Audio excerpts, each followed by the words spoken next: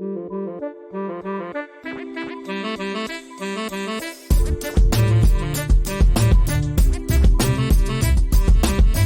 everyone, Scott Hansen here from NFL Red Zone. I hope you're checking out 1 hour of 5 Yard Rush, one of the best podcasts on NFL football in the UK.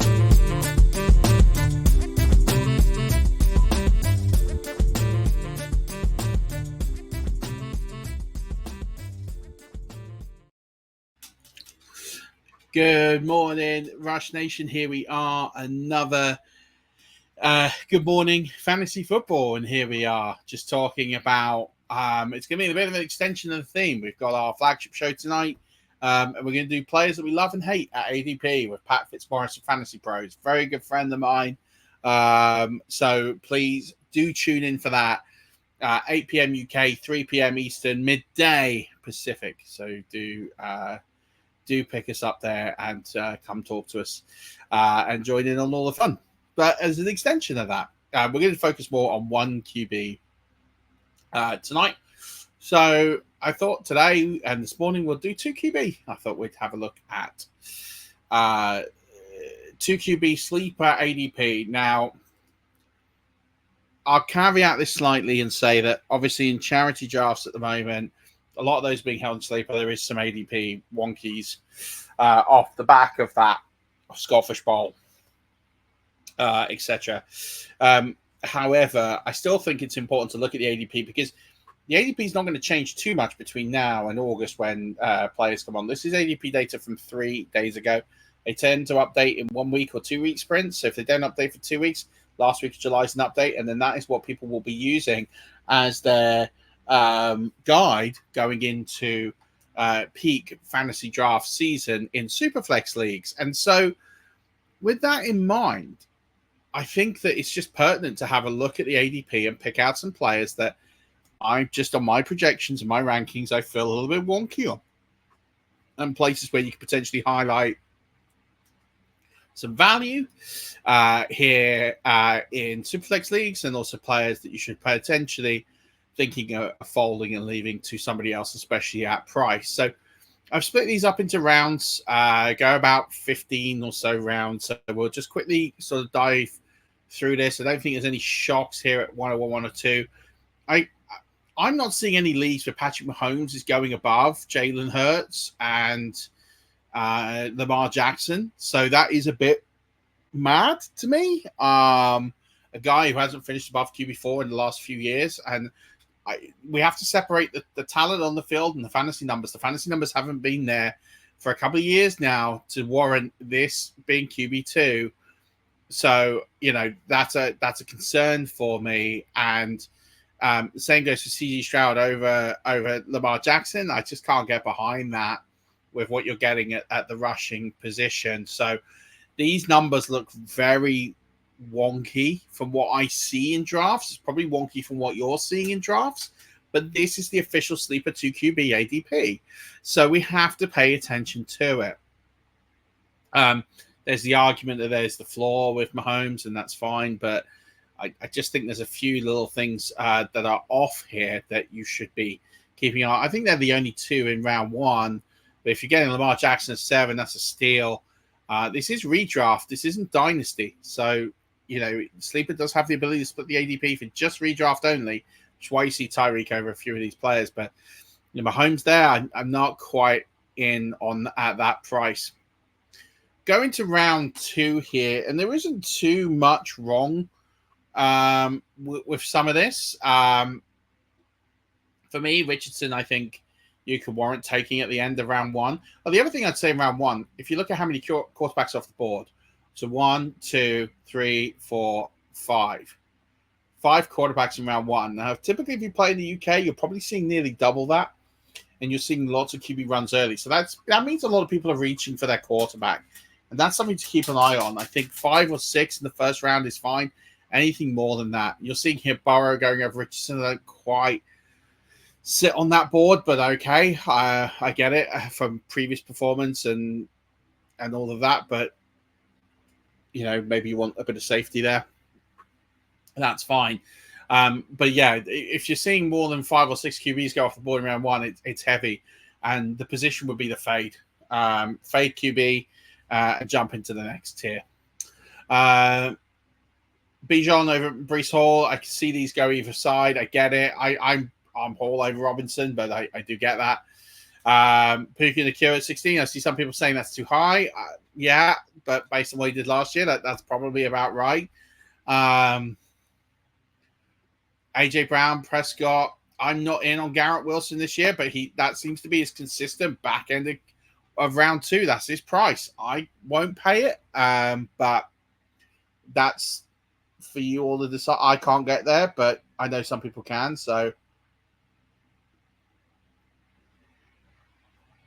each to their own. But I won't be buying in at that price, so I won't have any Garrett Wilson again this year. And same with Marvin Harrison. I feel like I've done Marvin Harrison Jr. to death this offseason. I'm out at round 2 pricing, and I'm out at Saquon Barkley at round 2. Here's another play I've done quite consistently. Give me these running backs: Taylor, Williams, Etienne. Give me all those players over Barkley any day of the week and twice on Sunday. Round 3 looks to be a really good round. There isn't really anyone here I'd say like I'm completely out on except Justin Herbert. There's better quarterbacks this year. It's a run-first offense. It's not a slight on his talent. It's a slight on the system. So I won't be investing in Justin Herbert. And I doubt I'll probably be in on Caleb Williams at this price either. But at least I don't hate that in the range of shooting for the moon if this is your QB1. I don't hate that play. I won't be in, but I get it. Like, if you think he's going to be a top 12 quarterback with the rushing, I get the strategy on that. I don't see it with Herbert. I don't see any reason to be taking Herbert in this range. I think that's a slight reach for me for Williams, but I get it. Like, I can see the logic on that pick. The rest of these I don't really have a big problem on. I think I'm kind of there. I probably am a little lower on Kelsey in the 3rd round, but I get it. Like, if you're looking for that premium tight end, he is where he is. Round 4, I think the ultimate steal here is Michael Pittman. I have him much higher up on the board. So I'll be taking lots of Michael Pittman. I already have taken lots of Michael Pittman this offseason. I'll be taking a lot more Michael Pittman. I think Rashad White's really good value in this range. The 3 I'm worried about in this range, maybe even 4 with Trey McBride, which are kind of covered off. I just don't see that volume with Marvin Harrison. We're saying that Marvin Harrison's a round 2 player, and yet Trey McBride will be slotting in here based on last year's production. So we're saying Trey McBride is going to have last year's production or more, but Marvin Harrison's coming in. And Trey McBride got all that volume because there was no one to throw the ball to. Both can't be true. Just both can't be true. I feel like I've had this conversation already, but both can't be true. So I think you got to pick a lane. If you are Marv's not going to perform as much as people think he is, and therefore we're in on McBride, then fine. Yeah, if you think Marv is going to perform to the level that you expect him to be, you're taking him round 2. You can't touch McBride because he can't go in round 4. There's not enough volume in that offense to support both in this range. It's just not. It's not there. There's no other two pass catchers that are this high. They're not there in any offense. So except for Amon-Ra St. Brown and Sam Laporta, that's it. That's the only 2 that are up there in this range. So both can't be true, unfortunately. So yeah, we got Michael Pittman.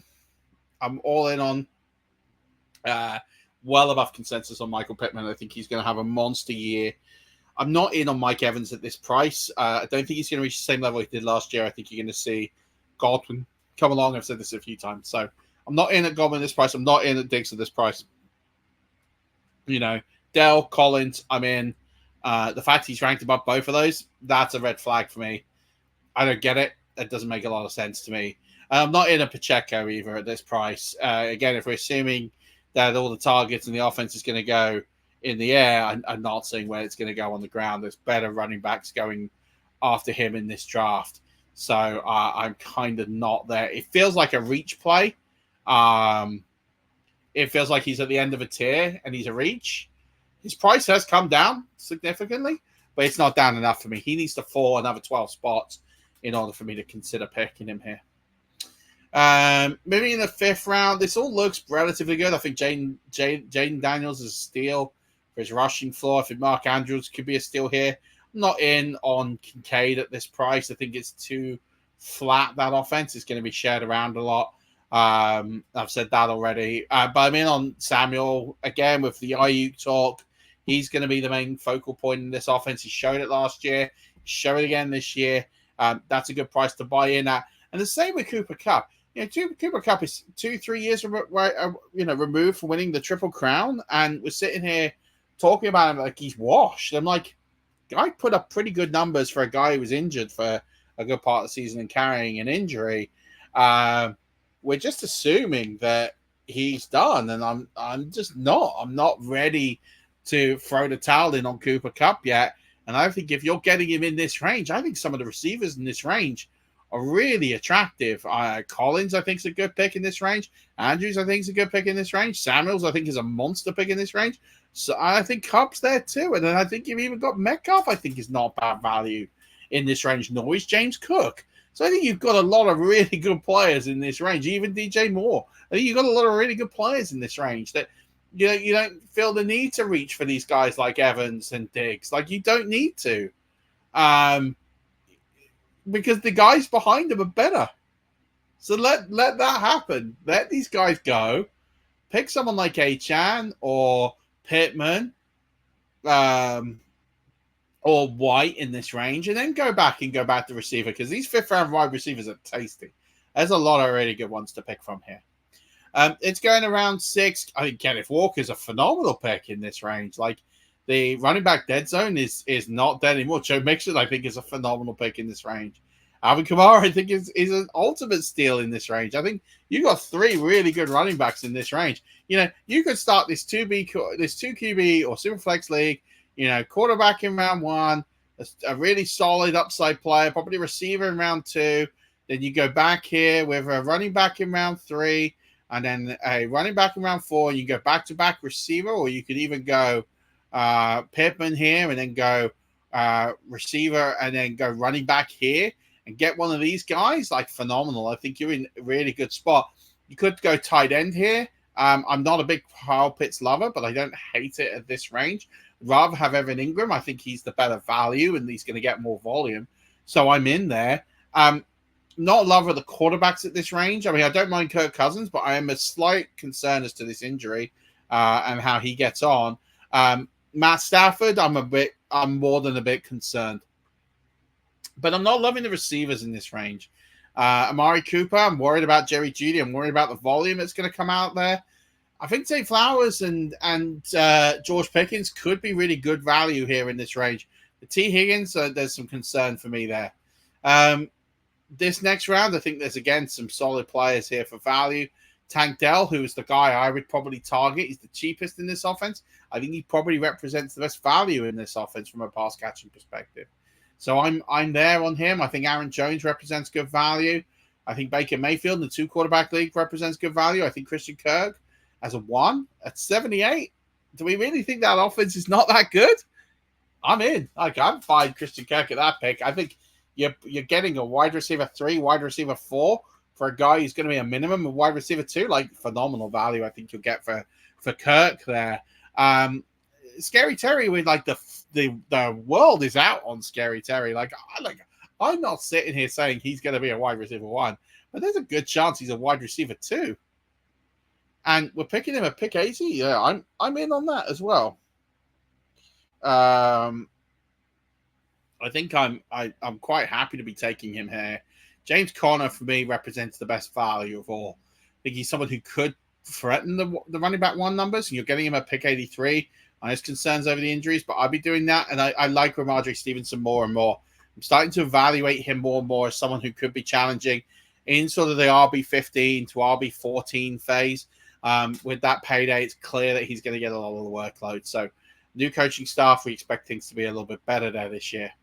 I think Deshaun Watson represents the value of QBs for me. He's quarterback 21, 22 is kind of the range he's going at the moment. And I'm in on that. I think, I know if you don't want to pick him for ethical reasons, I understand that. But if we're playing the game as the game and it's just paper,